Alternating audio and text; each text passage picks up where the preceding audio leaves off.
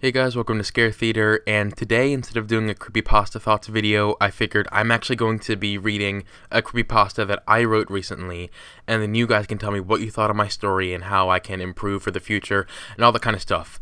So here's my story. It's called, Are You Afraid of Death? Death. The end of the life of a person or organism.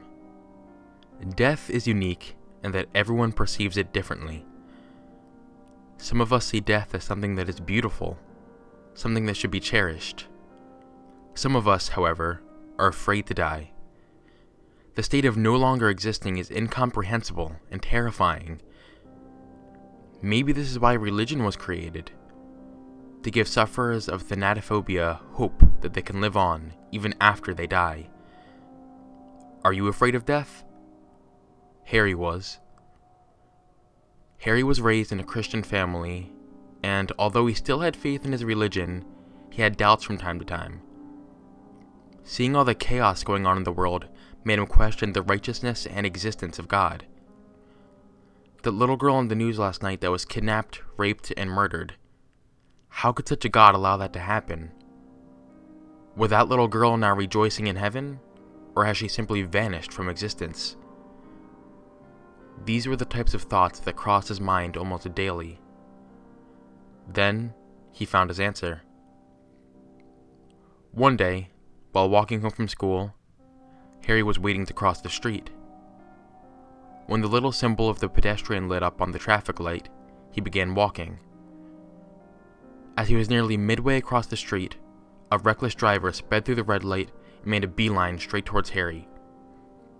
Harry turned his head just in time to notice the car's headlights were turned on, and then Harry turned off. Sort of. As the car collided with Harry, his body flew up into the air and smashed right into the ground. He felt his bones everywhere cracking and wanted to let out a deafening scream, but he couldn't. As his skull cracked open and blood began pouring out of his head like a waterfall, the only thing he could think about was screaming to alleviate the excruciating pain. But his mouth was frozen. In fact, his entire body was frozen. His eyes, which were still open, would not shut. His heart stopped beating, and he was no longer breathing. It was as if each of his organs were paralyzed, yet somehow he was still able to perceive everything. He was beyond terrified. Oh shit, the driver said as he ran from his car towards Harry's limp body. Harry, still limp on the ground, listened to the driver calling the police. Hello? Yeah, I just hit someone with my car. No, it was an accident. I don't know. I think he's dead. Harry listened to the driver's entire conversation with the police. They kept him on the phone until the police finally arrived. There was a medical examiner with them that checked Harry's pulse and told the officers that he was dead. The driver began crying, and Harry wanted to cry much more, but he clearly could not. One of the police officers closed Harry's eyes, now limiting one of his senses. He was now in the dark, and was filled with an even greater sense of dread, as he felt his body being lifted up and taken away. Several weeks went by, and he really didn't know where he was, until the day of his funeral came. He felt himself being placed into a casket, and heard all the preparation of his funeral, hours before it actually began. From the way things sounded, it was an open casket. As time passed, more people congregated into the church where the funeral was taking place. He heard people go up and speak about how great of a person he was, and how much of a shame it was that his life had been cut short. The most difficult part for Harry was how uncontrollably his mother was crying. She would try to hold it in, but her wails would break through the silence she so vigorously tried to create.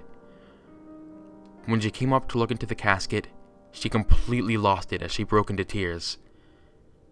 If there was something that Harry wanted more than anything at this time, it was to be able to open his eyes and see his mother one last time.